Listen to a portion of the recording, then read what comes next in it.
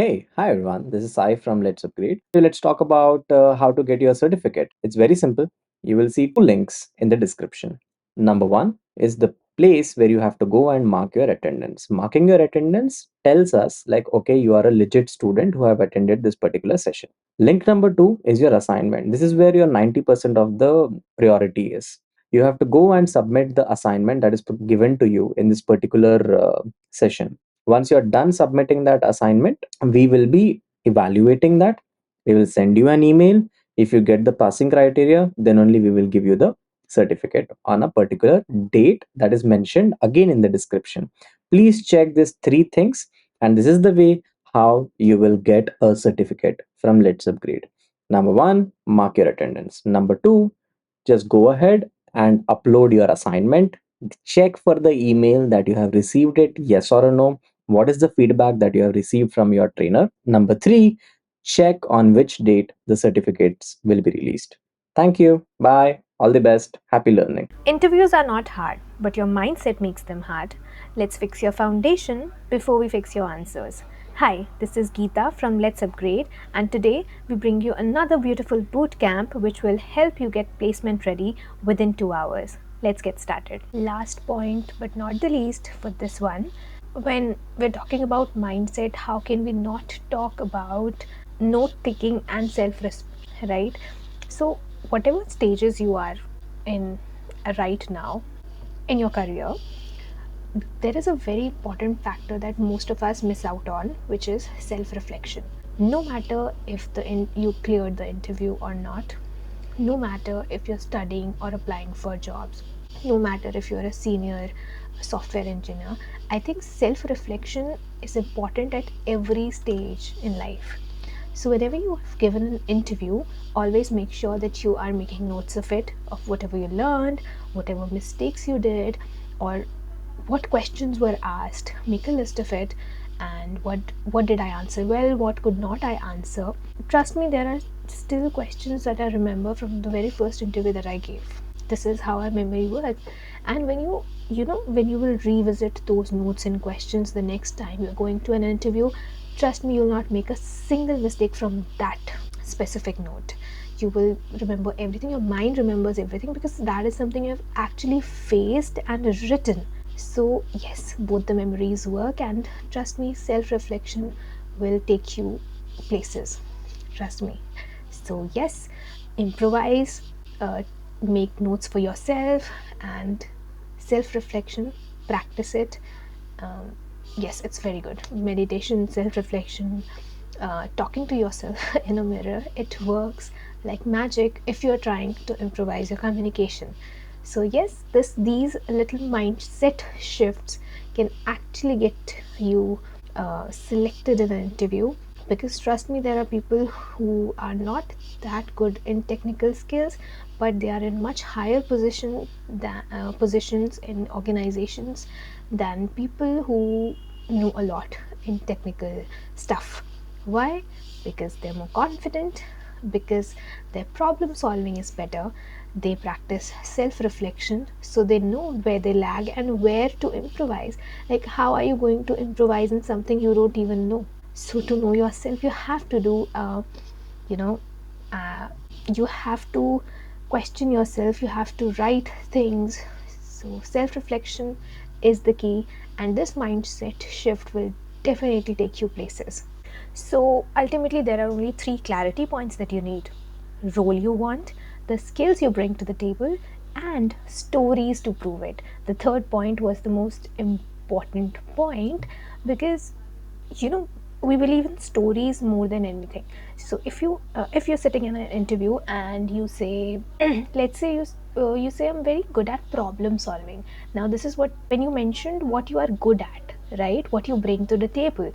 But now if I top it up with a story that in my previous organization on during my college project, this was a problem that we were facing, and I was the one who came up with a solution, and you give them a legit solution then and there, it kind of, you know like, it multiplies at 10x whatever you mentioned, what you bring to the table, and you tell them that this is how I approached this specific problem. So yes, storytelling can help you master the art of, getting the person sitting in the front of you to agree what you're saying.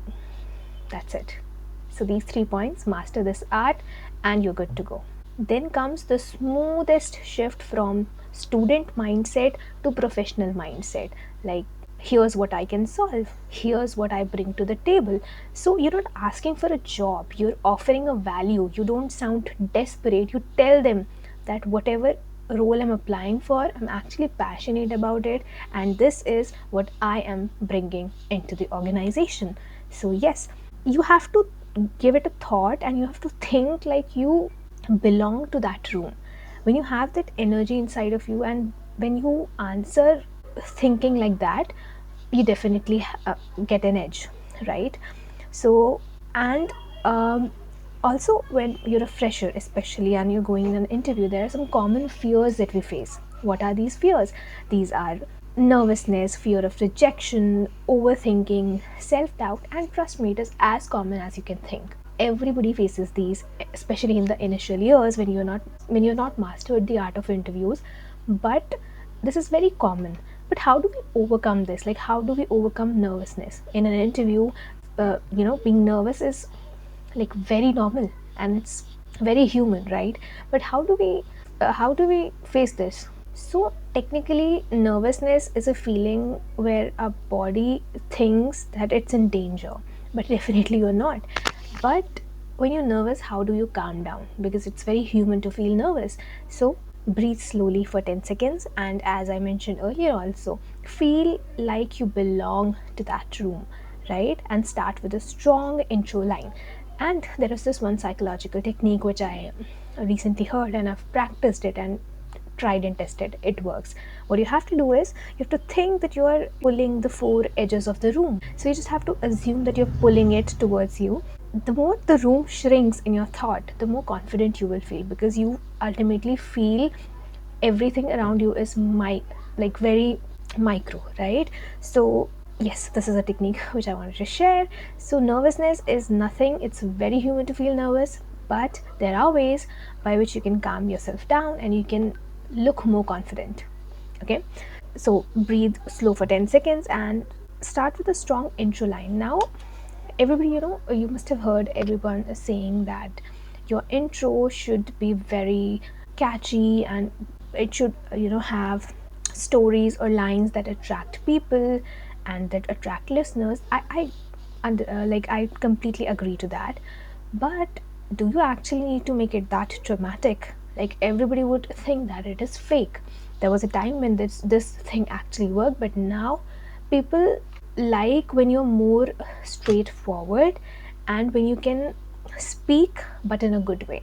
So I would suggest, whenever you are introducing yourself, do not overdo it or do not make it over dramatic. Keep it as simple as possible, but keep it catchy.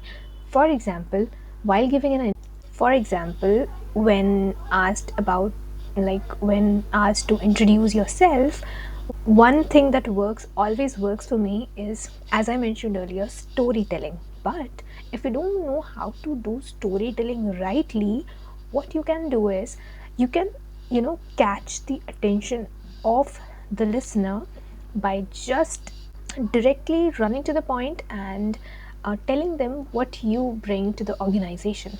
So, whenever going to an interview, I want you to briefly. This is a pro tip actually. I want you to briefly go through the organization's history and what problems they might face. It hardly takes 10 to 15 minutes to go through the organization, what it does, and what problems might they face. So I do not want you to exactly copy the problem that they face. I want you to, you know, run around the problem that you think they might face and create a story or create, a list of pointers that you can add in the introduction. And you can directly start, like, by greeting the interviewer. Thank you for inviting me, thank you for giving me this opportunity to sit here in front of you and interview for this role. I am this, and as a, or you can say, and coming from the tech background, I believe and state the problems that you might resolve, or state the problems that the person sitting right in front of you might think, oh, this is actually a problem faced by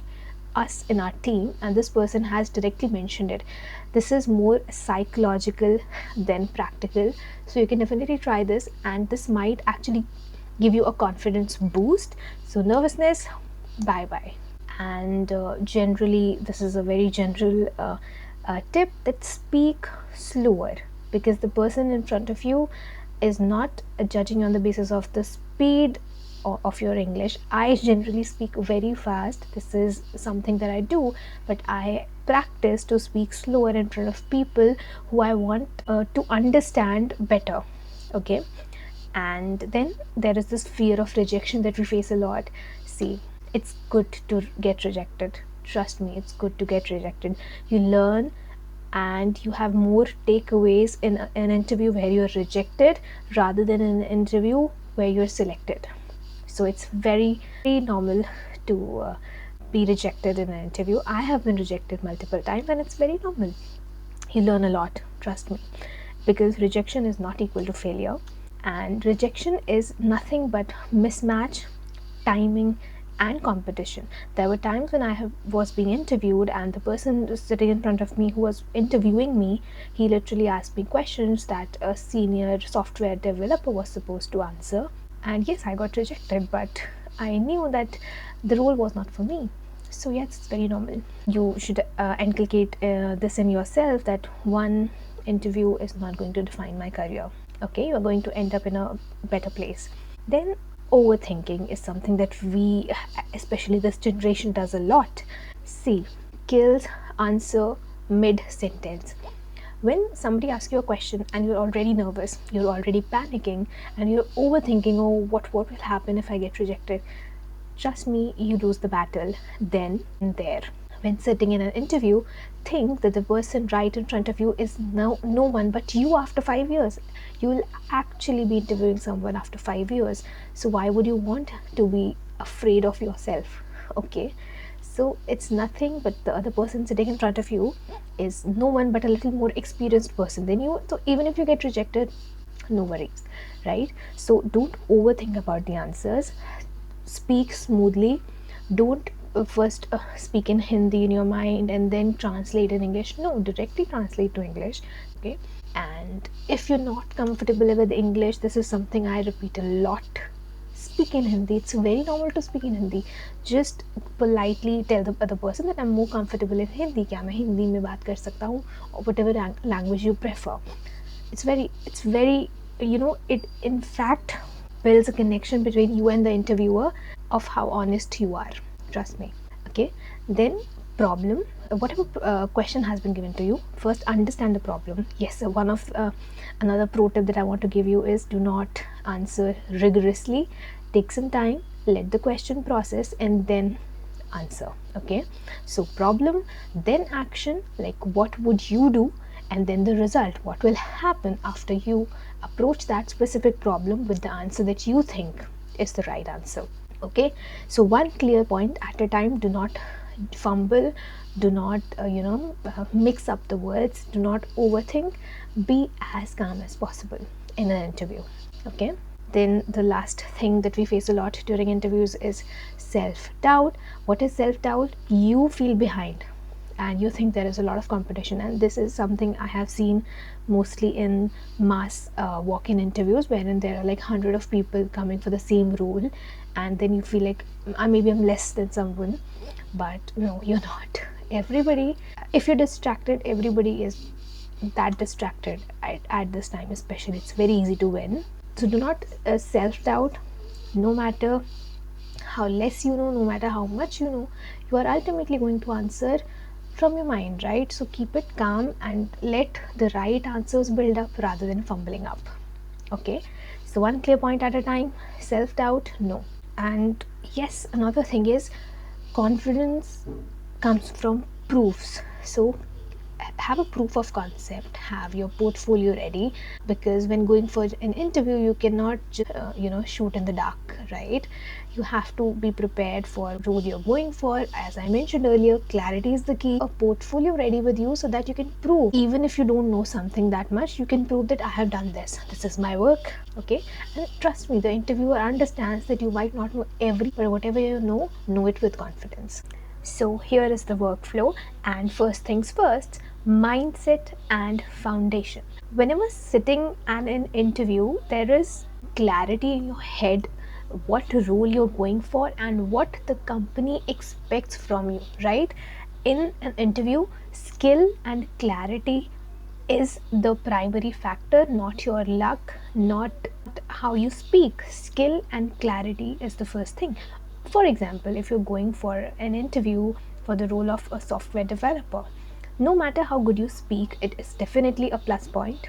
But if you do not have technical skills, you are ultimately going to fail in the round, right? So make sure you have a clarity in your mind and you actually are passionate about the role you are applying for, right? Second thing that we have is your goal. Like, definitely confidence is the key.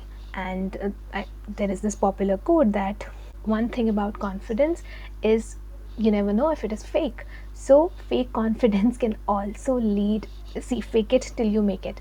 If you want to present yourself confidently, you have to practice it daily. You have to practice communication, you have to practice speaking, and you have to practice how you present yourself in the market. That's the key. So confidence again. So when we talk about clarity and preparation, you don't need perfect, you need prepared. You need to be prepared for every question that might be asked from you, right?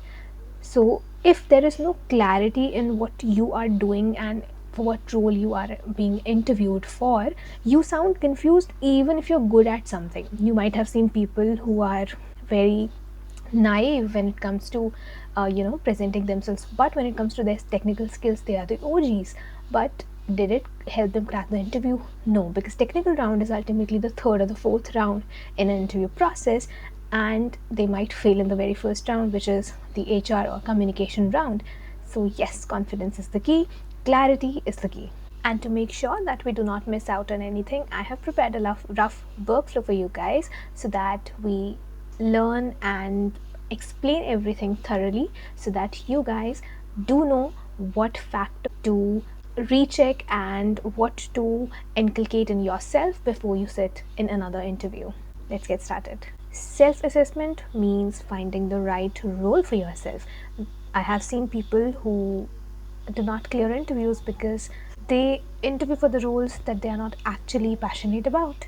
So, before preparing for any interview, decide what role actually fits you. You are going to live that life forever. You're going to, choose that profession forever.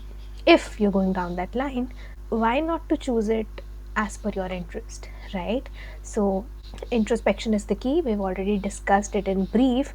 So, choose your subject of interest, like what actually excites you, what you want to pursue in the long run, what topics excite you naturally, like, or you want to do electrical, whatever excites you for that matter. Secondly, choose your lane. Technical, management, AI, creative, what do you want to pursue in the long run, and after like 5 years down the line, what do you expect yourself to be pursuing? So choose that. And this is how you get your working style checks. Like, if you want to be in a field like marketing, you have to improvise on your communication, you have to work on the way you present yourself to people. Whereas where if you want to pursue data analytics or something like that, you have to work on insights, data, tools like Tableau, Power BI, whatever you want to pursue. So yes, depending on what you are choosing for yourself, you have to design yourself, or you have to practice these things on a daily basis. So the ultimate idea is, pick one goal for now and then improvise as you go. Now once you pick your role, research properly, research about the role, network with people in the same niche, and you want to build a community around yourself, wherein the environment around you is exactly what you are looking out for, that is when you actually grow. For example, if I place a musician uh, and I make him sit beside some technical people who are software developers, they're not going to they're going to vibe for sure, but they're not going to learn anything as such, right? He is not going to grow in his niche if he is with the wrong people. So yes, whatever you choose, build yourself around it slowly. You have to place yourself in those environments. The environment is not going to build around you automatically. And how do you start it? You start it like baby steps each day. You make your LinkedIn profile, you are active on Twitter, you connect with those people, you redesign your algorithms of your socials, whatever you use around that specific niche. And yeah, that's how you actually change the environment for a specific stream. Okay, so once you pick your role, research properly. This actually decides your interview answers. You do not realize it, but everything you see around yourself is somewhere being, you know, your mind is being trained for it. So you might not realize it, but on a random day, you're giving an interview and a question will be asked to you, and you'll be like, oh, I've seen it. If you have actually uh, prepared yourself around that environment, so things actually, your mind actually grabs things, right? So, and the check a job description, keywords, role expectations, and understand daily responsibilities of you. If you're in that role, what are you expected to do? This is not about only before the interview, this is about even after the interview. You've been selected in the interview, you have to be aware of the roles that you have to perform. Then, now there is this thing called must have or good to have. If we are talking about technical from the start, let's talk about that. Or let's talk about marketing. In marketing field, there are some things that are not must have. For example, some companies keep different people for SEOs. So SEO might not be a must have, but it is a good to have. It actually is a cherry on top if you're a marketeer. So yes, you have to see what rules you actually should have and what rules are a cherry for you. And again, you should know your key responsibilities, and you should notice the required skill for a specific job role, and you should also notice the current position of the organization that you're applying for or you're working for. Is it a startup? Is it an MNC? And what it expects from you, because startups generally expect a lot from you rather than MNCs. But if you want to grow in a specific field, go for startups first. Ultimate advice to you. And last but not the least, there is the one mistake that I made a lot, but I do not want you to make it. When I was looking for jobs, I used to apply rigorously, aggressive applications, 50 applications a day, which is also good if you want to, get placed as soon as possible. Whenever applying, give it a thought, because you're going to be in that environment. Do not apply to companies that are actively hiring the entire year, or do not apply to companies where you see on these platforms you see negative reviews, there is toxic culture. Do not go there, because that is ultimately something where you have to work, right, every day. So when you're applying, only apply when your skill set matches at least 70%. Your body language, your confidence would do, but only apply after you give it a thought. Now the next very important thing, networking. You might not realize it now, but networking can take you places. I am speaking this from experience. Before I explain you the key points of why networking is important, I want to give you a little story time. When I was in the first year of my college, I knew networking is going to be a crazy trend in the coming years. So, what I did was I made connections in the same niche, software development. I made connections like not 50, 100, 150 connections. I wanted to build at least 5 to 6 serious connections with people. So I used to text them, and here is the key. What most of the people think is, what you will do is, I will text people who are software developers. I will text them, do you have a job in your organization? Can you refer me? Why would that person refer you? I know on LinkedIn there are people who are actually ready to help you, but what if I connected to that specific person 4 years ago when I was in the first year of my college, And what I did was I texted 5 to 6 people. I asked for their advice that I want to, pursue my career in this. Do you have any suggestions? And what workflow would you suggest me? And I kid you not, those people, senior people, they actually gave me their phone number, and then they asked me, you can call me and I will explain you the exact workflow. And I actually talked for 1 hour, and that person explained to me the entire course of how I am going to ace in that master in that specific field, which was DevOps. That's when I was learning DevOps. So yes, he gave me that much of time. So now that was the first step, trust building. Now after 5 or 6 months, when I text him that I have prepared it as per your suggestions and advices. Now, is there any referral vacancy in your organization? Could you refer me? He referred to me. Although I could not move because that was a work from office thing and it was in Bangalore, but this is how networking can take you places. I did not make instant connection and ask the person to refer me. That sounded desperate. Rather, I built a genuine connection with 5 to 6 people. I, asked for their advices, and now they know me, right? They would go through the older chats when I text them now, and they would realize that okay, I was the one who gave advice to this girl, and now she's done this. So I think this is the right time I help her out, right? This is something people don't do anymore, but that is why I said networking can take you places.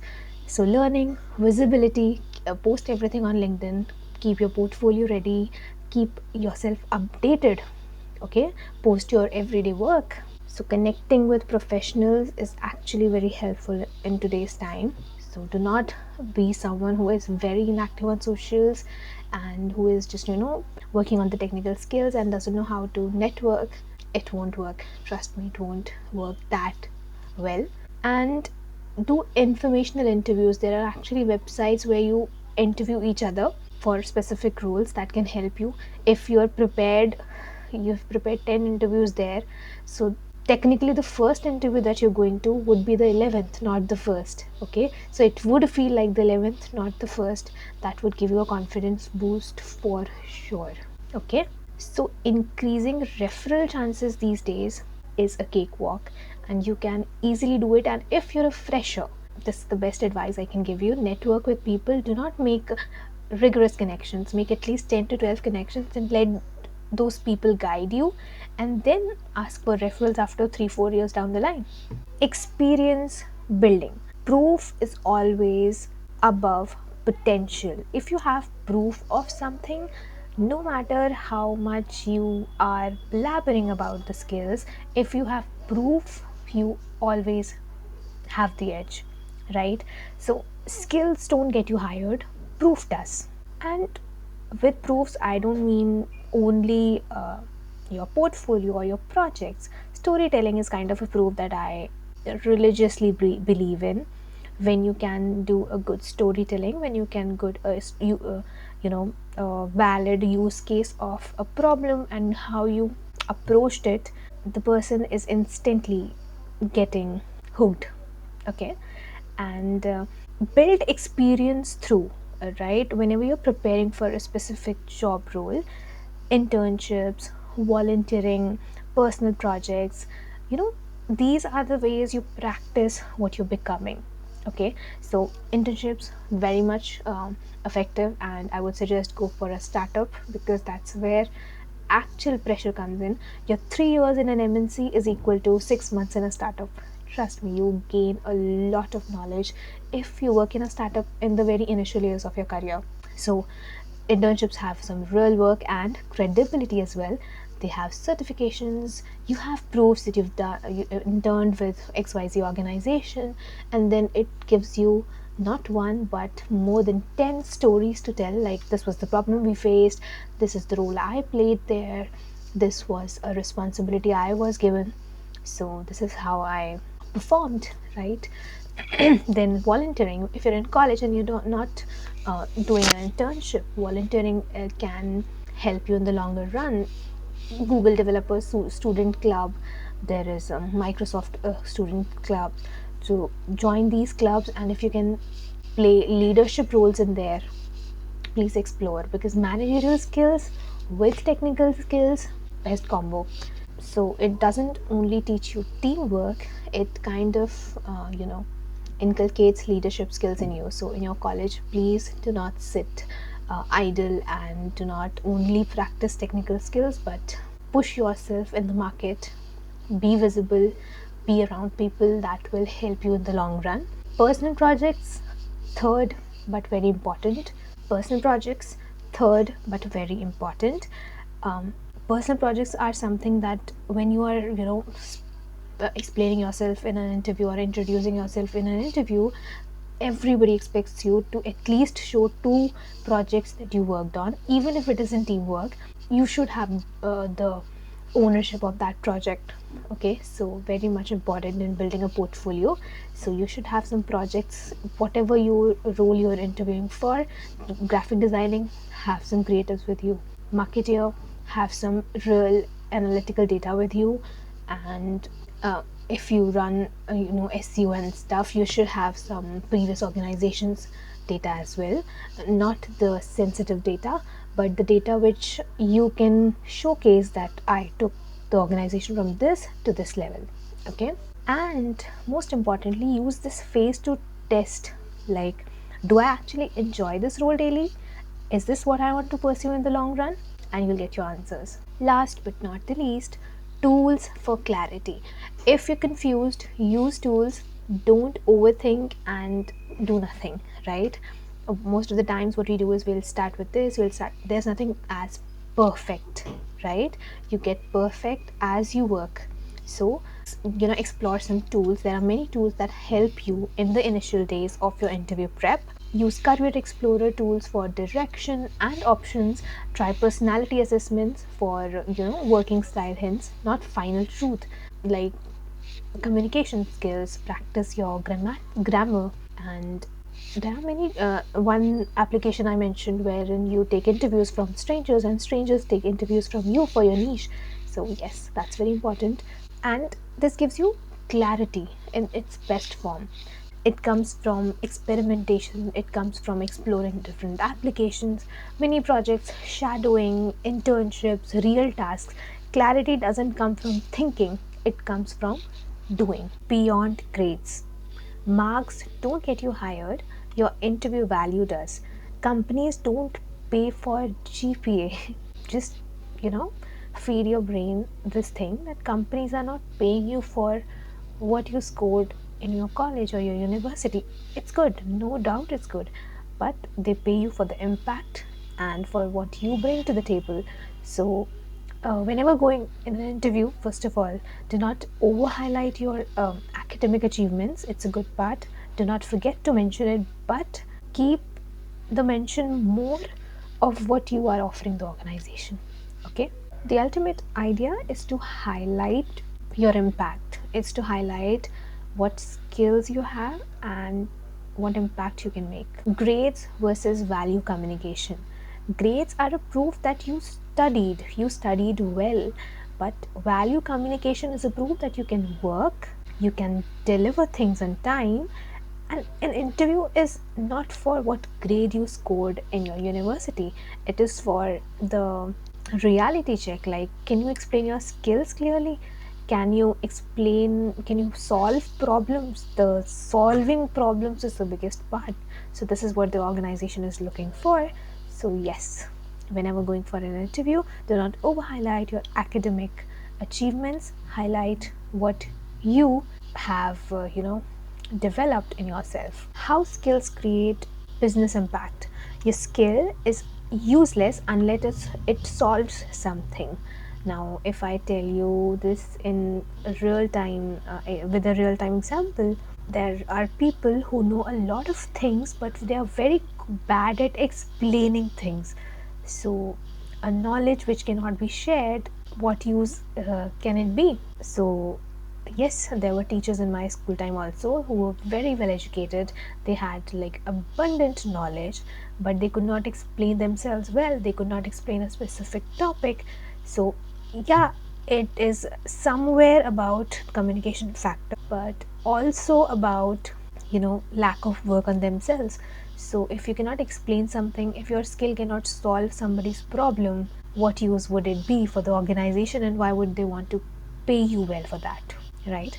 So link it like skill is equal to problem, link it like skill is equal to problem solving, and then a fair result that would serve the organization. That's what recruiters actually care about, and that's what they would want you to work on. So what are the three basic examples of interview value? Time management, team contribution, and project outcomes. These three things are gold. Like, this is what the recruiters are looking for. Time management is, I delivered before the deadline, or I am fast in something, I can solve problems very quickly, I am a quick learner. So time management is like, it always, like, half the battle is already won. Then team contribution, I collaborated, I improved the workflow, I am a good leader, I managed this specific thing, I was the sole manager of this specific product in the previous organization, or the CRM of the organization. These are team contributions. Then the third and the most important is project outcomes. Like, I shipped, I got measurable result. Always add one line of result, which means always add at least one things out of these three in your work, and you are already ahead of a lot of people. So good communication is already keeping you ahead of a lot of people, and that can definitely give you an edge. Apologies, I just realized that the screen was a little zoomed out, so the these are the pointers. If they're more clear to you now. So last but not the least, why communication wins offers. I already mentioned it earlier that a lot of people who do not have much of technical skills are still in higher positions than people who are the OGs of the specific streams.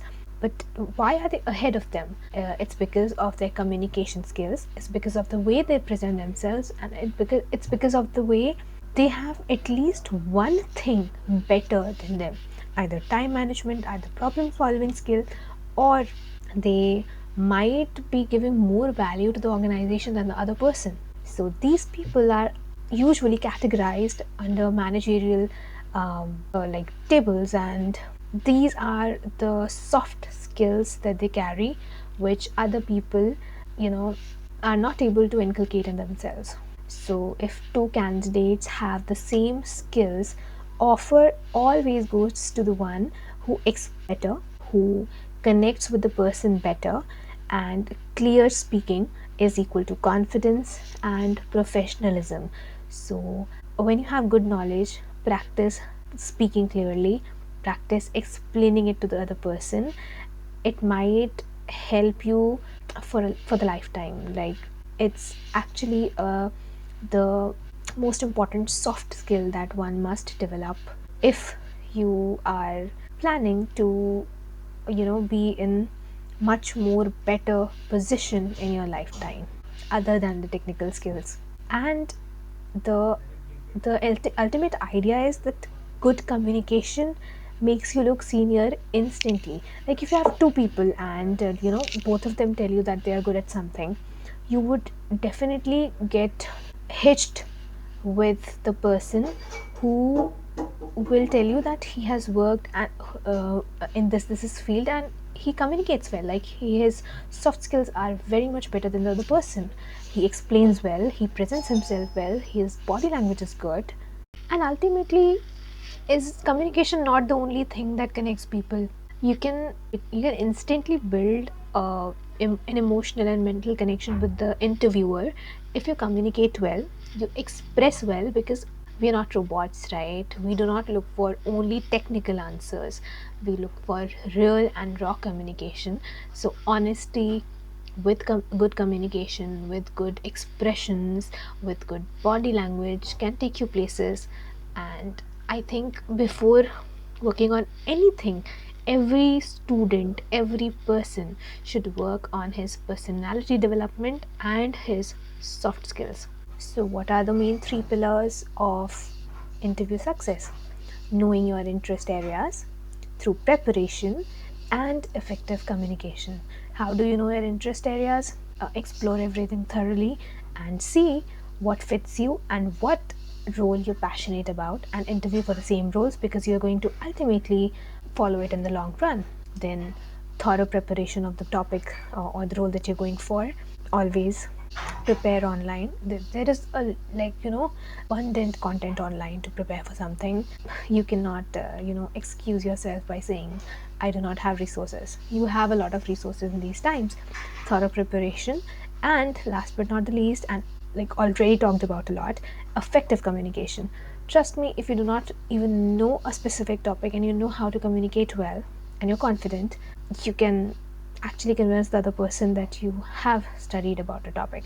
I'm not influencing to lie about something, but you can very smoothly convince the other person that you're a very quick learner and you're a very curious learner. And even if you don't know something, the other person will be impressed by how well you can communicate and present yourself. Researching the company and the organization that you're interviewing for. This is a very important factor because when you get to know the company beforehand, you actually get a lot of idea of what they might expect from you, what behavior can actually catch the eye of the interviewer. So go through their socials, go through their employers' socials on LinkedIn or on Instagram, the company's official page. Get to know the work environment, get to know, and the most important part is get through the JDs of the company because they are generally very precise and that might tell you a lot about what expectations they might keep from you while sitting on an interview. So yes, get to know the company and match your skills to it as much as possible, and this makes your answers 10x sharper and more accurate, and this definitely gives you an edge in an interview. Researching the company properly. Yes, whenever going for an interview, you should research about the company, and very important, you should get through the JD, which is the job description. So, when you know what skill sets they are aiming for, you can actually pinpoint what they are looking at, and you can actually catch the attention of the interviewer if you have the specific skill set which they are requiring. Because what happens is the JDs are usually very precise for the organization, so they generally mention what exactly they're looking for.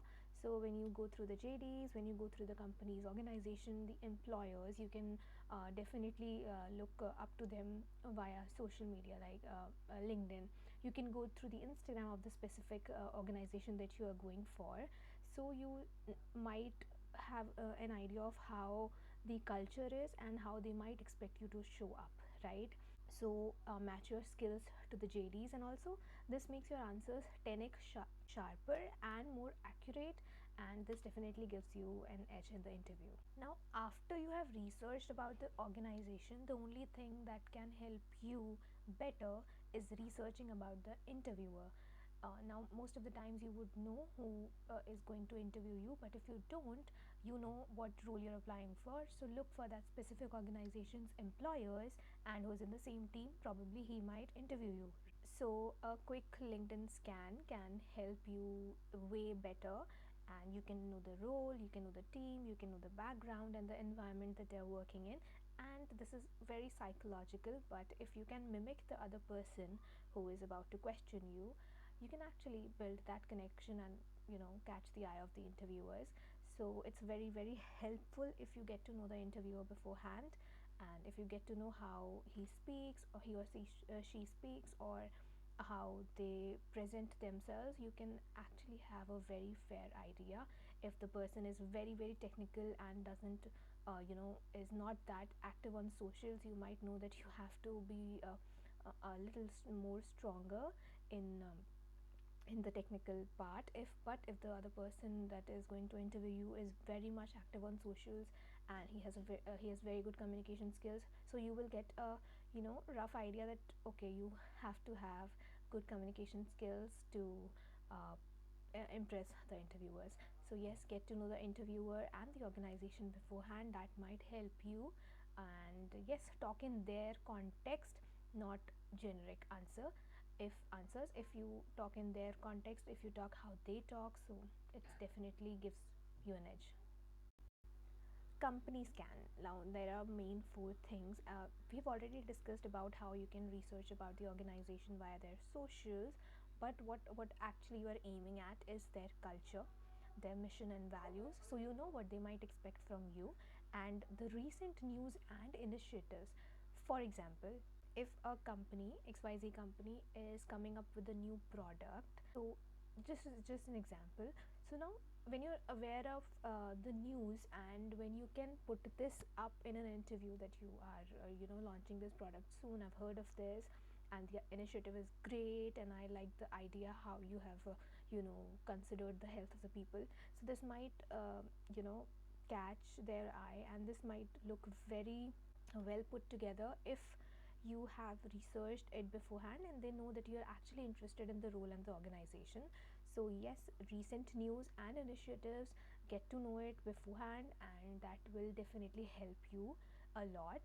And leadership and vision. So four things that we've talked about is mission and values of the company, culture of the company and environment that they work in, recent news and initiatives, and leadership and vision, what their vision is, what their target audience is, and what leadership skills that they value the most. You can get to know this via the employer's socials, and this actually gives you real talking, and you might have you might gather a lot of points and smart questions from the interviewers. And yes, interviewers like it when you ask questions, so ask as many questions as possible. Ask them about their initiatives, ask them what you're looking at like 5 years down the line. So this actually shows that you're interested in the role, in the organization, and then you might add value, not only in the field that you're applying for, but you are actually interested and passionate about the role you're actually sitting there for. Smart interview integration. Yes, last but not the least in this research section, but when you have all the pointers and all the knowledge about an organization that you're being interviewed for, how do you put it all together and present yourselves in the interview? Because you do not sound to do not want to sound too desperate for the job. You do not want to sound too knowledgeable and too exaggerative in the interview. You have to also put these pointers together in a series or in a manner that it sounds, that it doesn't make you look desperate for the role, right? And you don't overdo things.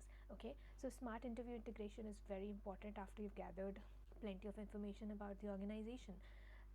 First things first, weave naturally. Now what do we mean by weaving researched points naturally? Basically you can say like, I noticed your team is working on this product and you're coming up with this. I really like the idea of how we're moving forward with this, but is this your end goal? And then you can put your perspective on this.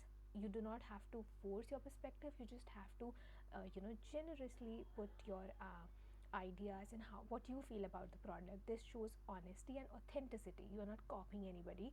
So when you weave the pointers together, like, I noticed you're working on this product, I love this, and I especially love this point, and I would love to cooperate, and I would love to do my part on this role. This actually gives a positive feedback to you. Then this shows alignment with their goals and what you feel, and how you can you know uh, help them grow in the long run. So you show alignment plus curiosity, but again, don't overdo it, don't sound desperate. And prepared doesn't look desperate, it looks confident. So when you have plenty of knowledge about the organization, you actually feel confident and you actually talk confidently, which gives you an edge, and which will definitely separate you from most of the interviewees. Role scanning and skill matching. Now, what most of the people do is they apply randomly and they get rejected randomly. So, if it is a good call if you want to just explore the market and if you're a fresher, but if you want to land at a good place, you have to know your worth and value. So, do not apply randomly. As mentioned earlier, also research about the organization, research about the company, go thoroughly through the JDs, and this is what we're going to talk about next. Okay, because you need skill matching, you do not need mass supplying. You should know your value and worth and what you bring to the table. Understanding job description or the JDs. Now, I've already discussed this in the previous point, but going through the JDs, what a mistake we usually do is we read it like a paragraph. What you have to do is read it like a checklist. Do I have this? Do I have this skill? And yes, do not get overwhelmed by 15 skills. Everybody likes to exaggerate, just like we exaggerate in our resumes. We put 20 pointers instead of 10 precise pointers. This is what JDs actually do. They also add some additional skills, because why would they not want a person with additional skills if they can hire? Do not get overwhelmed by 15 different skills. What you have to do is you have to filter out at least 3 or 4 of them which you are very good at, and you have mastered these. So read JDs like checklist and spot your responsibilities, tools, and the expectations. What tools? Many companies, for example, if it is a DevOps role, what do they expect? AWS, Azure, you should know CI/CD. What responsibility? Filter out at least 3 or 4 skills that you're very good at. Do not get overwhelmed. And because JDs actually tell you to prepare, they are very precise, and this is what the company would expect from you. So yes, go through the JDs thoroughly, get to know it, filter out at least 4-5 pointers, and know what to prepare. You will have a better idea of what the organization or the interviewers might expect from you. So simply identify the top 3 required skills and apply for the company, apply for the role. Do not apply rigorously. And what if those 3 roles which you filtered out, you're very good at it, it will actually give you confidence, right? See, jack of all trades, master of none. You do not want to be that here when you're sitting in an interview. It's a very good thing to be a jack of all trades. I actually say it's a very good code, but in an interview, at least master 3 skills from the JD, so that you also feel confident, you also do not feel behind in any specific skill, and you can actually present yourself if you master at least 3 of them. Mapping skills to experience. Now, we've already talked about it in the previous pointers that proof is always greater than potential.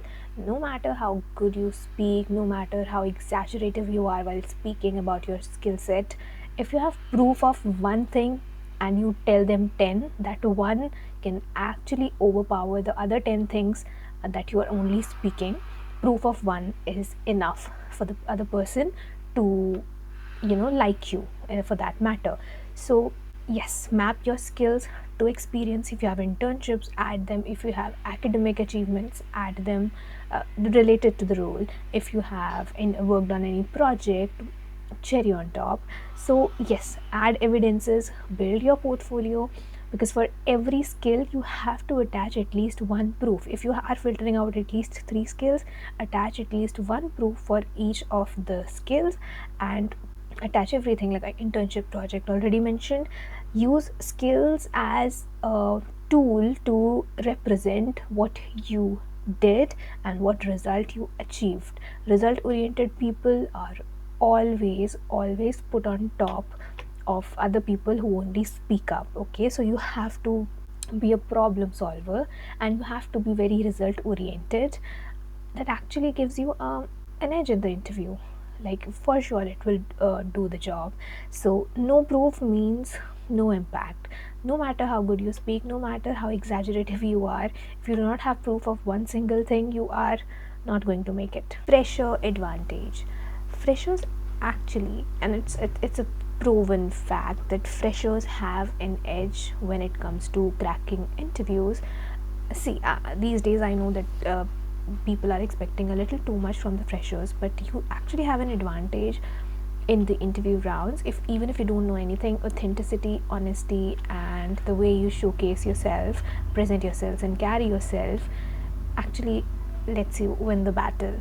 So freshers do have an advantage, like your college projects. Even if you have not done any internship, even if you've done if you haven't done internships Again, cherry on top, your presentations, your extracurriculars, and these four things are not the only criteria for you to be judged. If you show fast learning, if you show adaptability, if you show strong fundamentals and good nature, as simple as that, if you show good nature in there, they might see your potential, they might see how good of an employee you can be. And every company, no matter if it is a startup, if it is an MNC, they want to hire good people above rude people who have good skills. So yes, you definitely get an edge if you're a fresher. So you are not expected to know everything as a fresher. You just show growth and people will already like you. So yes, being a fresher is an advantage, and just know 2 3 skills. Present yourself well, be honest even if you don't know anything. For example, if the interview round is going on, if you don't know anything, you can like literally ask the interviewer, like, can you help me with this, I have forgotten, I know there's something like this. A little story time. When I was sitting in my very first interview, I forgot about the break statement. So I asked the interviewer, like, I'm confused if this is in Python or this is in JavaScript, so break and continue. So he helped me with that. And interviewers actually like if you ask them questions, so because it builds a sort of a connection, it gives them, it's not about superiority complex, it's about them considering you as their juniors, and they might want to help you. This is just psychological. And yes, do not be afraid to ask questions, do not be afraid to show curiosity, do not be afraid to be authentic and honest. Even if you don't know anything, you might get selected, you will get selected actually. Now if you want to top this framework up with more believable theories and concepts, you do not want to overdo things, what you can do is you can add numbers. If you're a fresher, or if you're anybody who is watching this and you have prepared resumes, you must have, I assume you must have at least made one resume in your lifetime. You must have, if you research on internet, you must have seen that numbers always win. So they ask you to build ATS friendly resumes. We are going to talk it about later on, but they always mention this point that mention as many numbers as possible. Why? Because it builds trust. When you say something out of the blue, when you say something randomly, it doesn't make that much of sense. But if you add numbers in it, it kind of makes it believable, whatever you're saying. For example, if I tell you, I manage the data of many agents in my organization, and it becomes very very easy for the employers to see the consolidated data and to see how many agents have been contacted, so and so. But if I replace this entire thing with just one line, that we consolidatedly manage the data of 10,000 plus agents, and it reduced our it increased our GMV from 80 to 90% this month, that actually sounds very believable. That sounds very good if you add numbers. So evidence framework, while we talk about this, how can we forget numbers? Okay, so yes, add numbers if possible. Time saved, users increased, speed increased. This actually helps you get an edge then, because evidence actually makes you instantly believable, and this is a fact, this is a proven fact. Next is evidence framework. Now I have spoken it a lot already, like proofs always win over potential, right? But there is this very good concept that I actually love. It is in public speaking about opinions, but here also it is used, which is called the Oreo concept. Let me explain it to you in simpler terms. This is called Oreo concept. Now this is what most of the marketeers use, and most of the people who want to convince you or who want to showcase their result oriented nature, they use it usually. So Oreo concept, O stands for the objective, just a sec, the objective, R is for the role, E is for the execution, and O is for the outcome. Now, like, how do we use it? So whenever you are, whenever you want the other person to be convinced by what you say, what you have to do is you have to follow this specific flow of explanations. Okay, when you want to give proof of something, we're talking about evidence framework here. So what you have to do is you have to tell them what I was working on this project in my previous organization or in my college project, and this was what we were aiming for. This was your objective. Now you will tell them your role. Now, what role did you play in that specific problem? Now, I was as a responsible developer, I was expected to do this and build this in 4 or 5 days framework. Then execution. Now, how did you manage to solve it? If you do not give them a roadmap that you used, or you do not give them the pointers that how you approached that problem, that might sound as a lie, right? They would not believe what you're saying. So you have to tell them the execution. That should not be very descriptive or detailed. That should be very to the point, and that should just not miss any detail. Okay, so you have to tell them the execution of how you approached that problem, then the final outcome. Now, this helps the other person to psychologically believe in what you're saying. Okay, so Oreo concept, very good, very good if you want to convince the other person. Now, in public speaking, we rename these pointers as opinion and reason and other stuff, but here in this interview market, we would call this as objective, role, execution, and the final outcome. So yes, result orientation in a person as a nature is very, very respected and wanted in interviews, in organizations, and in any other field for that matter. Placement process funnel. Now, I just want you to get to know what 3 or 4 major steps are there in an interview process.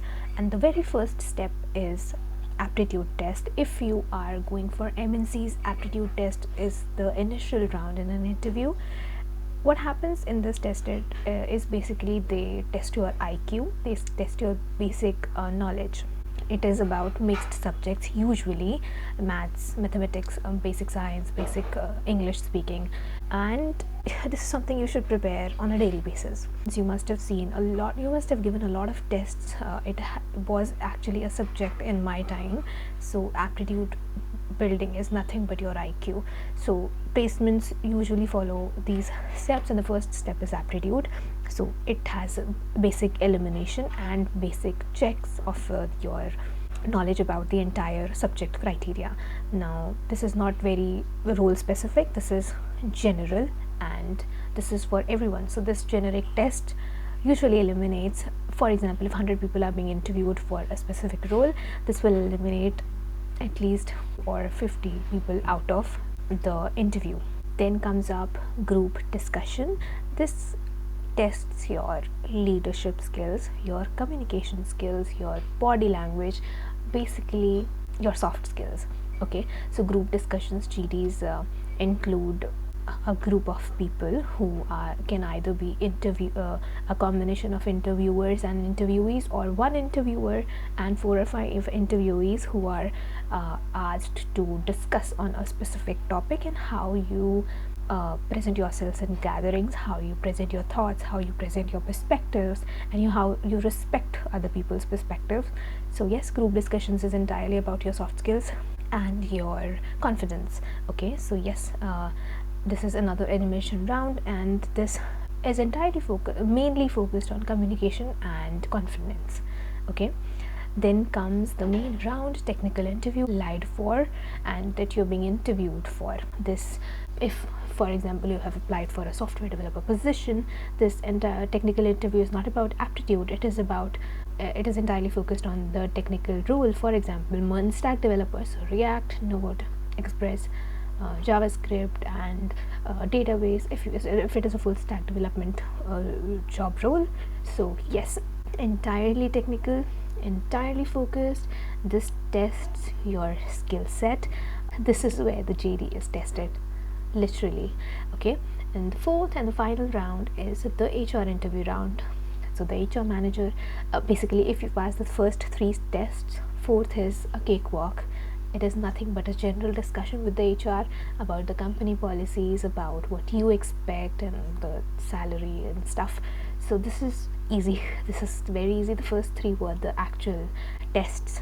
Okay, so this checks the personality, the fit for the company, if you're fit for the company, if you're fit for the role, HR tests, and then the clarity that you have in your mind. So yes, this checks your fit, your clarity for the role, entire personality test by the HR. If you prepare for these four steps separately, give yourself time, read good books, prepare yourself for this, it's very easy to crack an interview. Okay, the biggest mistake that we guys do, or I have seen freshers do, is only focus on the technical skills. What if you don't even get to that step? That is the third step. Technical round is the third round in an interview process. Will you do if you do not even know how to communicate? I have seen people who are very, very good in their technical skills, but they cannot get into MNCs. The main reason is they do not have good communication skills. How are you going to communicate with the people sitting out of India? You do not know English, or if you do not know their language, right? So this is not about native language actually. This is about growing completely as a person, a personality development, which is what we say. Technical is not the only step. You have to be good a speaker, you have to be good listener, have soft skills, and then comes technical round, right? Prepare yourself for these four stages and you can easily crack an interview. Now, understanding the company types.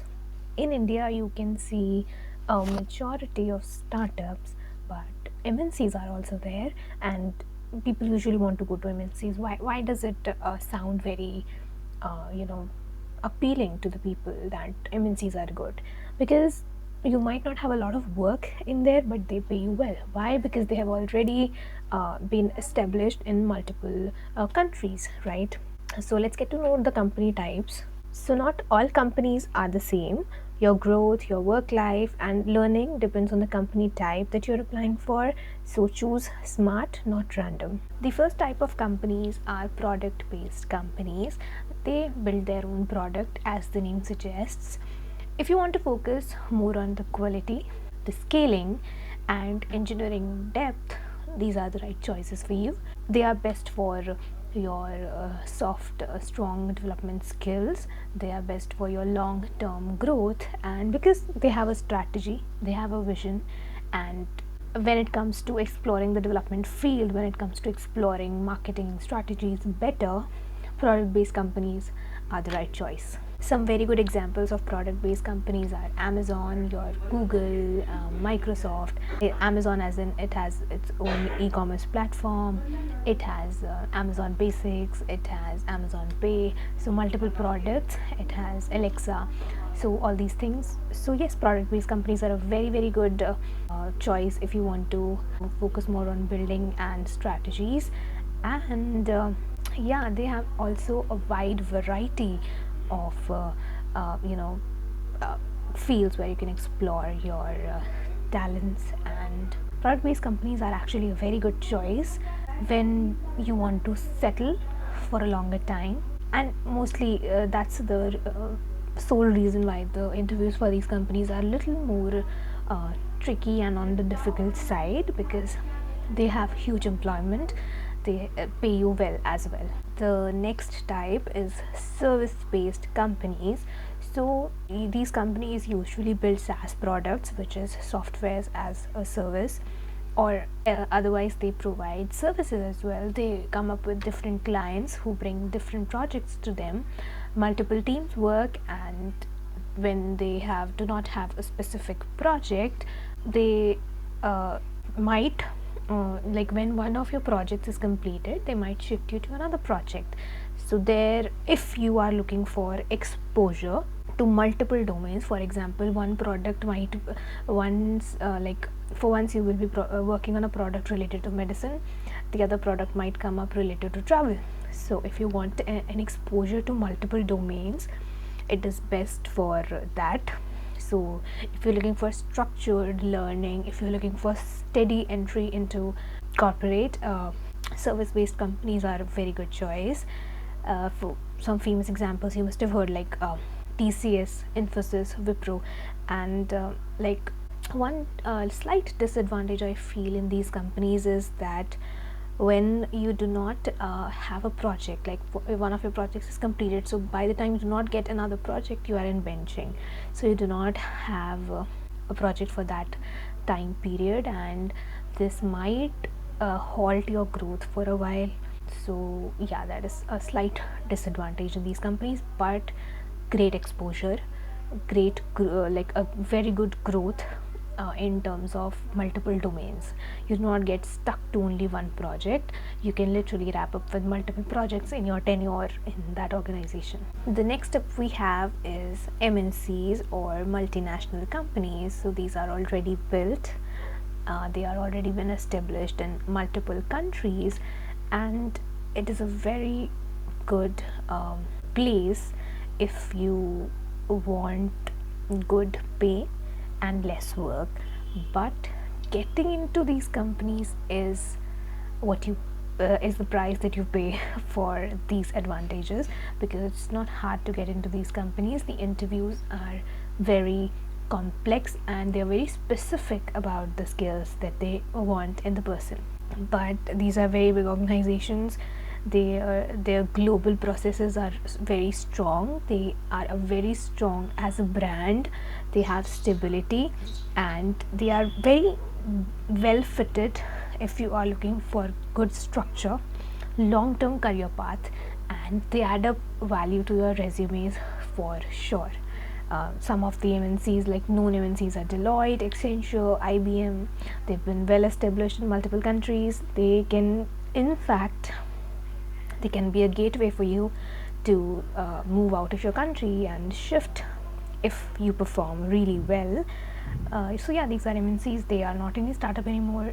They are very well established. They are very well stabilized. So you can go for startup MNCs. But yes, if you're a fresher, I would not suggest you to aim for MNCs directly, because you get a little to no work there. Like, as a fresher, your role is very low. You do not get work. You just it's usually benching, or it's usually you just have to observe from the seniors. You do get like well payoffs, but yes, if you want growth, if you genuinely want to learn something, go for startups initially and then root for MNCs. That is my advice to you. But yes, MNCs are always a good catch if you want to work less, but you want a good pay, you want a good culture, you want less toxicity also, I can say. Then the just a second then the final type of companies are startups, which I have been vouching for since the start. If you want to actually grow and learn something, so they usually work on fast pace. Even in the early stages, even if you're a fresher, you will be held more responsible, and you can but here you can learn multiple things quickly. This is best if you want speedy development. If you want ownership, yes, you can. Even if you're at 23 or 24, you can be a product manager, because they aim usually give you more responsibilities, and you can actually own a single product if you work really well. So ownerships, if you want to get into managerial skills, you cannot grow easily in MNCs or higher companies, but not talking about the big fours, but in startups you can easily be promoted to managerial position if you have the right skill set. So yes, ownership, speed, and high learning, you can actually explore your potential if you work for a startup in the initial years. That is what I suggest to everyone. And yeah, we have like very known startups here. Zomato I would not consider a startup anymore, because now it is IPO listed as well, so it is not a startup anymore. It will be considered a very fintech uh, company, and so I would not consider it in a startup anymore. It was a startup till I think 2021, but then it got listed in IPO, so now I do not consider it as a startup. But Razorpay and Cred, they are like private companies still, so I would consider them fintech startups. But yeah, they are like, what would you call it, like we can consider them scale up unicorns. So yes, they're still considered as startups, but it is not easy to get into these companies as well, because they've actually made it big in their fields. But there are multiple startups in India, and I would suggest you to look for startups and Here I am giving you a pro tip. What most of the freshers these days find difficult is to find the right company, and the irony is most of the companies are even not present online, but they're running. So how do you find it? I actually used chat gpt to find a company while I was aggressively applying for interviews, and yes, you can use it too. See, we have in this time we have so much of resources available that you can easily uh, filter out things. You can easily filter out on the basis of location, on the basis of niche, or what do they do, on the basis of their vision, on the basis of what you like. When you can filter these things out, and you can ask any AI model to give you at least 50 names of such companies, you can actually get what you want. So go for startups, trust me. People will not stop building, so you cannot excuse by saying that we do not have enough companies or jobs. You have enough jobs, we have enough companies. You just have to uh, choose the right way to find them. So what do we summarize from this entire classification is, if you want stability and growth, MNCs and service based companies have more stability and less work pressure, but a little less growth, in my opinion. In startups and product based companies, faster growth, ownership, the biggest positive side, faster growth, ownership, and more responsibility. Usually this is what happens in startups and product based companies. So pick based on your current priority. Usually senior people aim for MNCs and service based companies because this is the stage in their life where they have explored. Now they would want less pressure and more ownership, right? So in management and stuff, they usually aim for MNCs and services. But if, as freshers, if you want to grow faster, if you want to learn faster, and if you want to explore more, go in startups and product based companies because they have less stability. And what if we classify this on the basis of structure versus speed? So when it comes to structure, we want clear roles and better processes, right? So where do we get more structure? We get more structure in MNCs and product based companies. Everything is so structurized that even a single project cannot be started without deciding a proper workflow. This is one of the reasons why Zomato is listed here in startups, although I do not consider it as a startup anymore. But you must have heard it a lot that Zomato is uh, an elephant running with the speed of an horse. Yes, Zomato's founder Dipendra Goyal, or this company as a whole, is considered to take very impulsive decisions and start building things like organically without any previous processes. This is mentioned in his book itself. So that is why Zomato is sometimes considered as a huge startup, because they do not have a workflow, they do not have a structure, but it kind of works for them.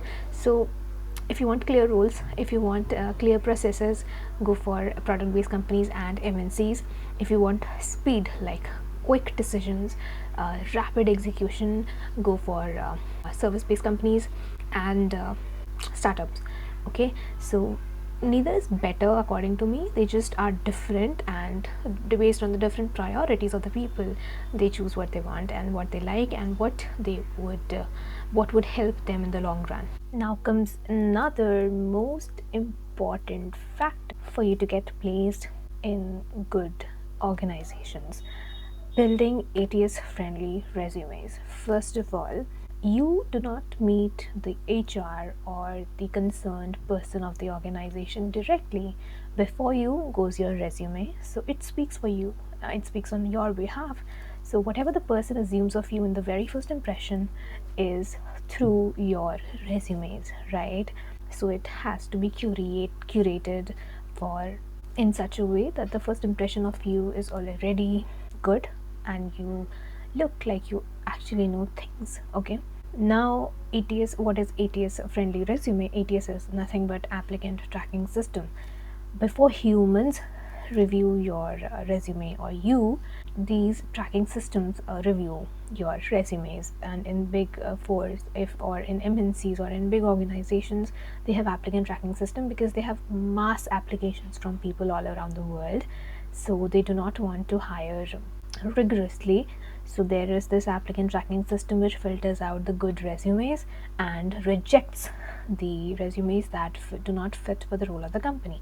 Now, on what basis do these systems reject you or select you? It is entirely based on the keywords.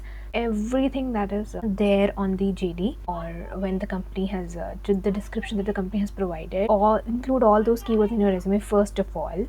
Secondly, keep your resume so well organized, and organize the pointers, organize your experiences in such an order that this looks a good resume and it surpasses every check, especially. Okay, it is not for humans, it is for ATS first, and cannot read it. Recruiter will not even see it because it will get rejected in the very first stage. So let's get started and let's see how we can make the best resumes.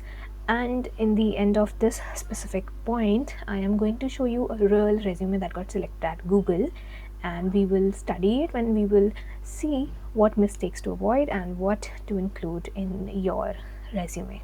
So this is one of the resumes that I have found for you guys. This got selected in Google, so definitely it passed the ATS check, and it actually looks very appealing. The simpler the resume, the better it is. Please do not never ever put your profile picture on the resume. Never ever keep it colorful. Keep it as black and white as possible. Like definitely it's very simple, and this is what you have the battle. Okay, so this person first mentioned, I had to hide it for privacy reasons. First mention your name, then your socials. Make sure these are clickable links so that the person can navigate to your socials directly. Please don't keep it static. Navigation links in the PDF itself, your LinkedIn, your GitHub, so just like your portfolio. And if you have a portfolio website, share on top. Then your education, do not keep it very lengthy. You do not have to include your where you did your high schooling from. If you have space, you can surely do it, but if you do not have space, just include your latest education. This person has included his bachelor's degree in engineering in computer science and engineering. Duration, okay, keep this in an order. If you want another education to be added here, keep it right below this in the reverse order, from current to past. Okay, then comes the experience. So full stack developer intern. So make sure you add the right keywords, because ATS is nothing but tracking system which tracks your resume on the basis of the keywords that you've put in the resume. So web development intern, then open source developer, whatever experience you have, please put it here. And use words, and more than words, use numbers. If you can see, this person has used 50 plus complex computer problems, assisted students globally, improving their understanding of core computer science concepts. So first of all, this person is also telling you what he improvised. So this shows his problem solving skills. This is good for human read, but if you add numbers, this gives you an edge even in ATS testing. Okay, then this person is definitely adding a lot of keywords. You can see Next.js, Python, Fast API. So I presume that the JD had mentioned all these words and he has used it as many times as possible. Do not forget to mention your duration as well. And then this is very easy to read, yet very impressive.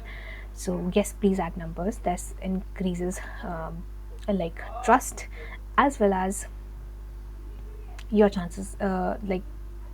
It actually increases trust ultimately, so it's going to give you an edge also. Then comes your projects. So this person has developed voice AI application. Now, what were the technologies that were used? Very much important. Sometimes people just mention the project names and they do not have a brief of the technology is being used. So the person might think that, oh, this is entirely on AI, this is not something we need. So you have to mention what all you used. Okay, this gives the other person also an idea that, okay, you can work on multiple domains, you have worked on multiple domains, you were a person curious to learn. So yes, please add it. Then comes your products, and then finally technical skills which the company is looking for. So please add as many keywords as possible and keep it as simple as possible. This resume is a win for me, so pass. Now, first things first, what to include in your resume section. First of all, contact details. You do not want the recruiter to keep looking at where the contact details are or who's this person is, where do you live. So contact details should be at the top and very clear and precise. Do not get too much into the detail like house number and stuff. Only mention the city and country, it's enough. The other details are anyway taken later on. Okay, so contact details are a must and should be clear and precise. Summary and objective, who you are. So in the very first line, mention who you are and what role you're applying for, so that the recruiter is not left to guess your application, because they have literally more than hundreds of applications every day and they have to review them. So you do not want to increase their navigation, you do not want to increase their energy usage. You want them to find it as simple as possible to read in resume, just like reading a cold message on WhatsApp. Okay, so summary and objective, then comes the education. Keep it in the reverse order, not what you did first but what you did in the last. So if you've just been graduated, graduation first, then comes schooling. In this order you always keep your education, then your experience if you've ever worked, or if no experience, you can totally skip it because you are anyway going to showcase your projects later on. If you're a student, projects is the only thing they're expecting. They're not expecting any experience as of now if you're a fresher. Then skills, very much important, like what do you bring to the table, and yes, make sure it matches their JD. Please make this sure. Please do not send a single resume to 50 companies. Okay, curate your resumes based on the company that you're applying. That would help you, like literally help you. Then last but not the least, your achievements. If you have any achievements that you might want to present in your resume, it's your resume. Do not stop yourself. Okay, so we will see a resume very soon. Okay, let's see the resume first, then we will come on to the impact rule and ATS optimization. Let's see the resume. Then this was the resume, and now the next we talk about is impact rule. What are recruiters actually looking for? They are looking for your problem solving skills. They are looking for how result oriented you are, how you manage time. So definitely numbers win, but they also are looking for outcomes. Outcomes always are above responsibilities. If you say I can handle this doesn't make any sense. But if you say I can build this project within 2 months, this is what we are talking about. So outcomes win over responsibilities, and quantified results also work a lot, like add numbers wherever possible. For example, I did X and using Y, and then I achieved Z. So what you used, how you executed the plan, and what you achieved, outcomes is what they're looking for generally. So impacts usually make you memorable. Now this is not I'm not speaking this out of the blue. I still remember in my very first job, 7 months after I joined the company, my manager comes to me and says, do you remember you told me that you made this thing, and like you worked on a feature like that, and you pulled that off in 20 days time frame? And I was like, you remember that? Like, yeah, you told me about this. What do we understand from this? He remembered the outcome I told him. He remembered that how I executed the plan, the feature that I worked on, the specific feature he remembered right after 7 months also. After interviewing so many people, he remembered that specific thing about me. Why? Because impact makes you memorable. Okay, so always speak of impacts, always speak of results and outcomes. Last but very obvious, ATS optimization. Like, how do you optimize your resume to be ATS friendly? I have already mentioned the topics like roughly and vaguely in the upper points. Keywords, very important. Match the keywords with the JD, the company. Simple formatting. Follow this order and you're good to go. Yes, this is what I meant when I said do not send a single resume to 80 companies. Okay, curate your resumes based on the application that you're doing, because each and every company has a different vision in its mind. So you can curate your resume on that basis. You can add those keywords. And resume tools, there are many resume tools which can help you build resumes. And even if you don't want to pay for them, you can create your own resumes. The formatting is like really very simple. Just keep an ATS check, and there are many tools online which check the ATS score of your resume, and an ATS score above 75 is good to go with. The resume that I have shown you, it had an ATS score of 90 plus. So yes, keep a check on the ATS score of your resume. If it is above 75, you can use it and apply using it. Okay, so yes, ATS optimization is a rule of thumb if you want to get selected in the very initial stage of interview process. Next, we are talking about strategic job search.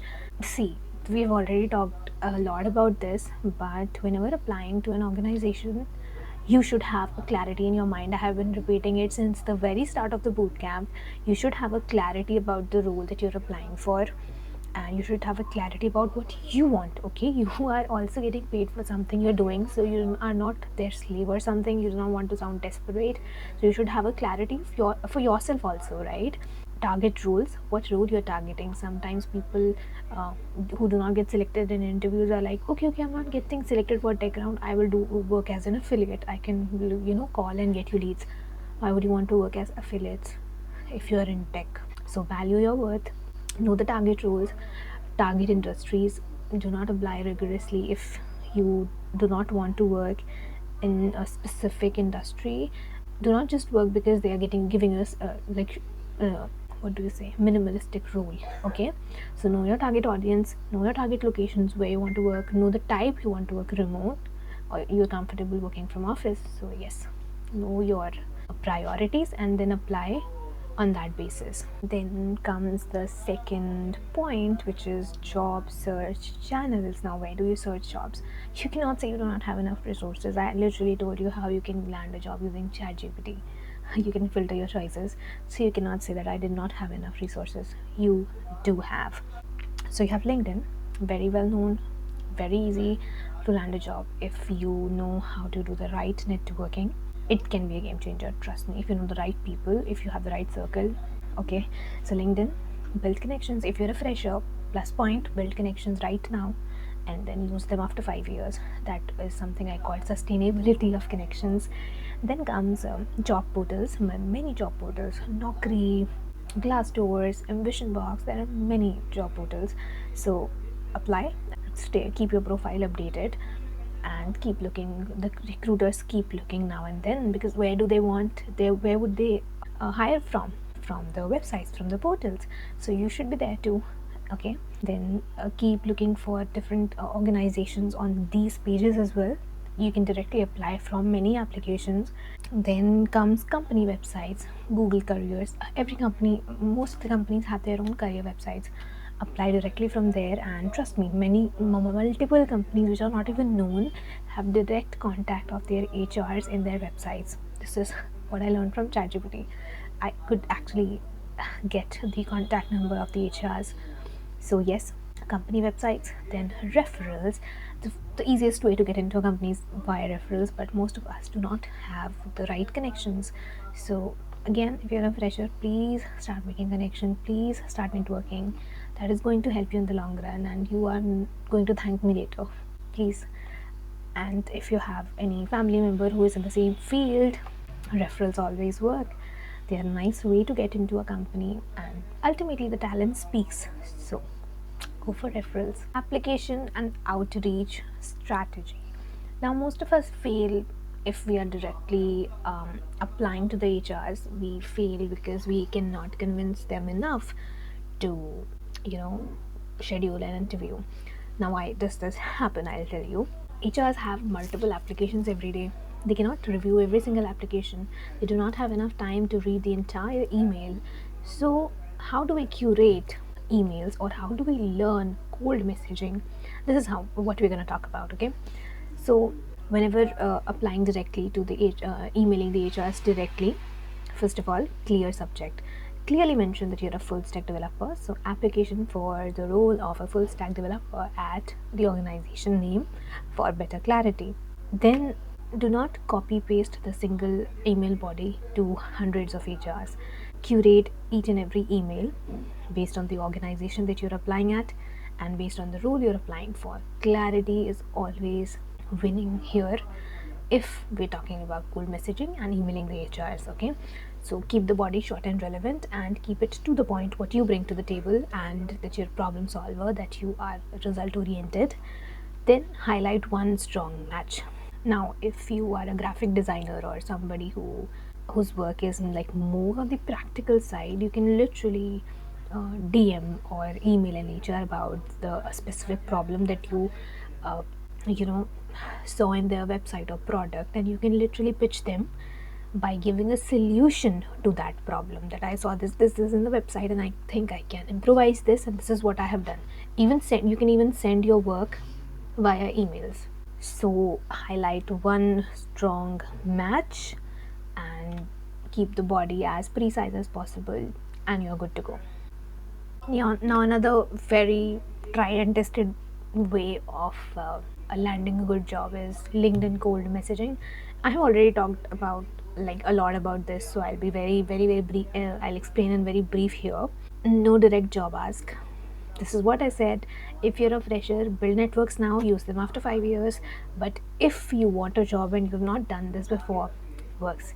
But do not ask for a job directly. First, talk to the person, seek for help. It might be any suggestion or advice that you might want to ask them, and then generously ask for job referrals. Like, hi, this in this field now I have improvised myself in this specific skill set, and I'm currently working on this, and could you please help me how I could proceed with applications if I want to switch my job, or if I want a new job.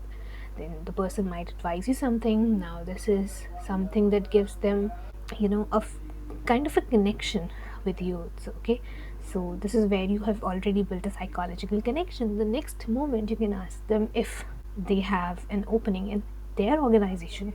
You would be glad to work with them, okay, or under their surveillance.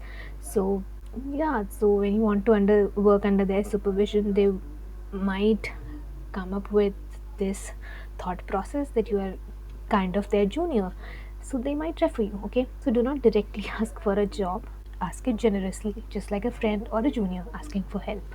Then come personalization. Always add a personal touch to your messages. This is what cold messaging is. Do not copy paste via ChatGPT. That looks so robotic and that looks so fake. Okay, so add a personal touch. So even if you want to talk in your native language, feel free to do so. Nobody wants to be formal everywhere. They are already formal in their offices. Why would they want to be formal in LinkedIn also? Okay. Then comes career advice focus. This is what we have talked about. Ask for their advices, then ask for referrals generously. Do not have to ask for referrals directly as well. Wait for 5 to 7 days. Keep talking to them, asking. They keep asking for advices. Don't overdo things. But yes, we all know when we overdo things, right? So keep that pace. About these 2 pointers, LinkedIn profile optimization, we've already talked this a lot. Headline with role clarity.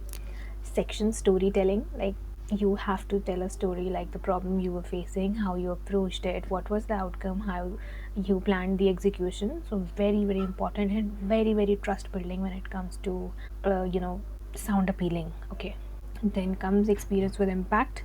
Experience speaks a lot for sure, but impact is something that would give you another 10 plus points. Okay, skill selection and endorsements, very much important. Write your achievements if you have. Otherwise, skill selection, it should be precise. At least 4 skills or 3 skills from the JD should be the areas where you master. Okay, then content, engagement, and visibility. Now let's talk about socials. You should be visible on socials. A person who is not networking and who is absent from socials will be considered an you know individual coordination in the company who doesn't involve much in group discussions and networking, and is just working and working and working, this actually halts your growth in the longer run. You do not want to sound nerd, you would want to sound somebody who is result oriented and who has better managerial skills than others. Okay, so if when you want to outstand in corporate world, content engagement and visibility is the key. Then comes job search tracking and iteration. We have application trackers, which are like ATS tools, so you can definitely test the ATS score of the resume that you have built. Then comes feedback documentation. This is nothing but keep a doc of the feedback from your mentors, from your previous organization employees, from your managers. When you have these documents ready, this builds trust in the other organization.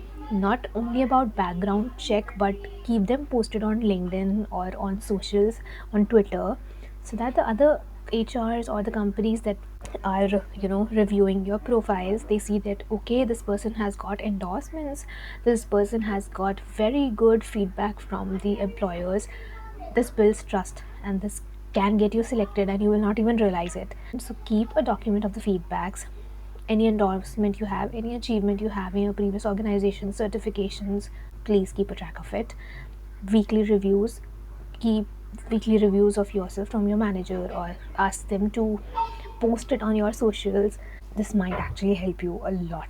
And then comes strategy optimization. Now, see, words fail.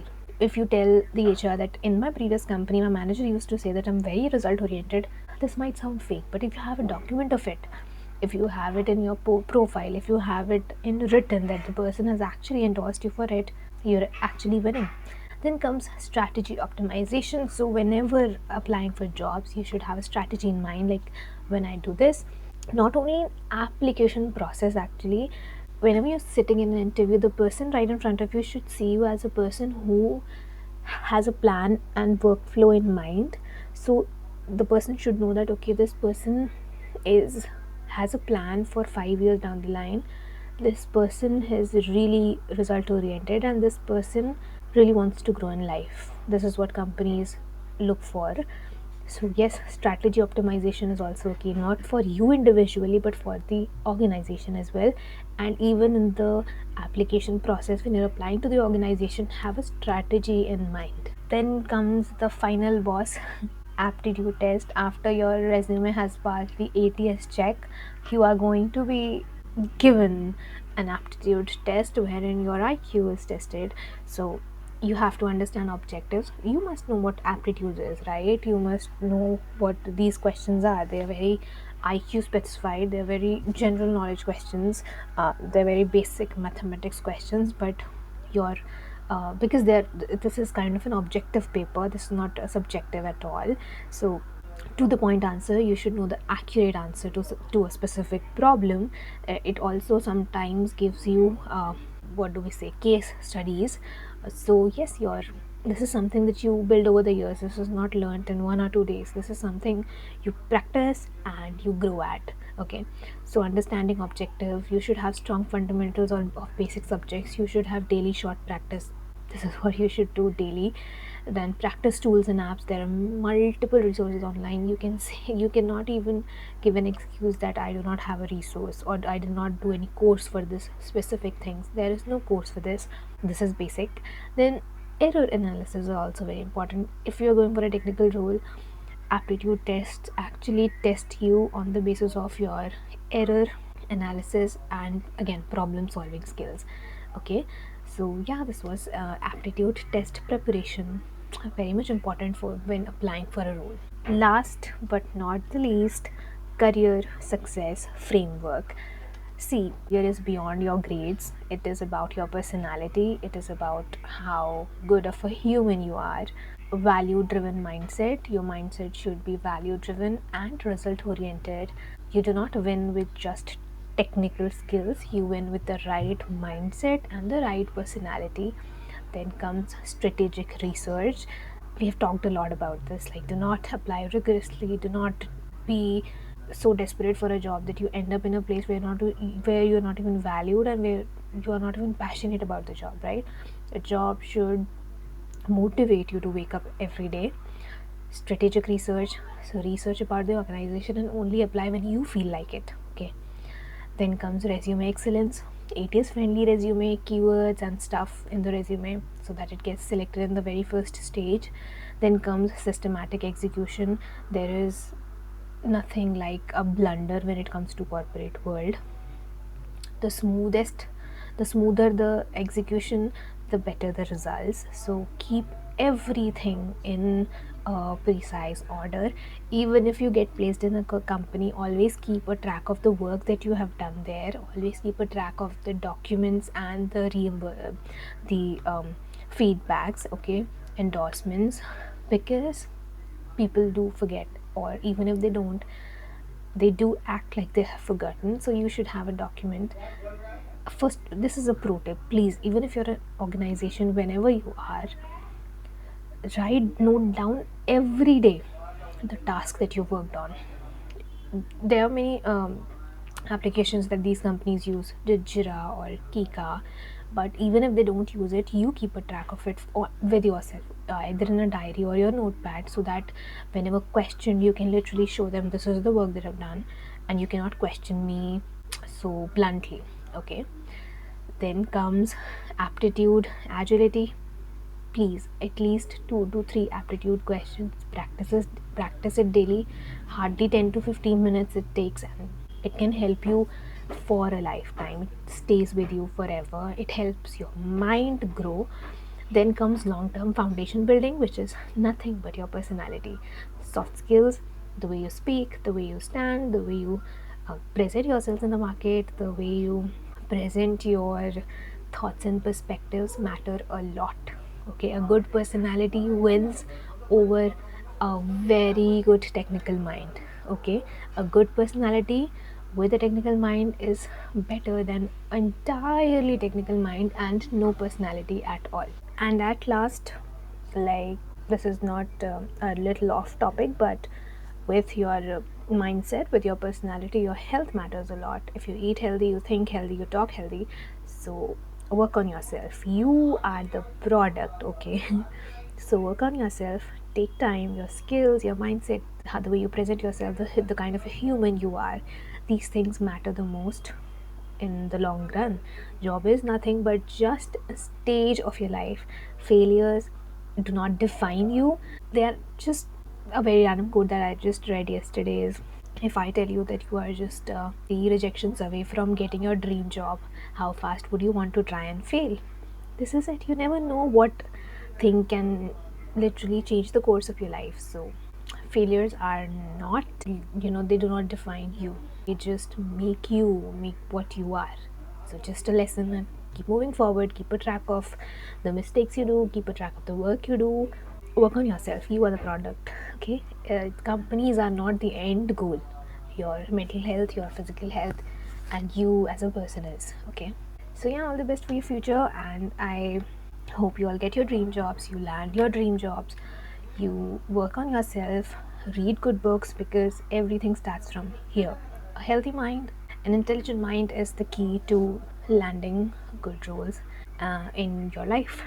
So yeah, all the best from my side, from Let's Upgrade, and I hope this bootcamp was helpful for you all, and I hope you could take away some good pointers and some help ideas from this bootcamp. And I just shared as much as I knew. I just wanted to, you know, guide you in the right direction. So I hope I was able to do so. And yeah, we will see you again shortly. And this was a very fun bootcamp. I really enjoyed, remembering how I got a job, and recalling all those times. I have been rejected a lot, I have been selected a lot. This is just a part of life. And yeah, all the best from my side. Bye.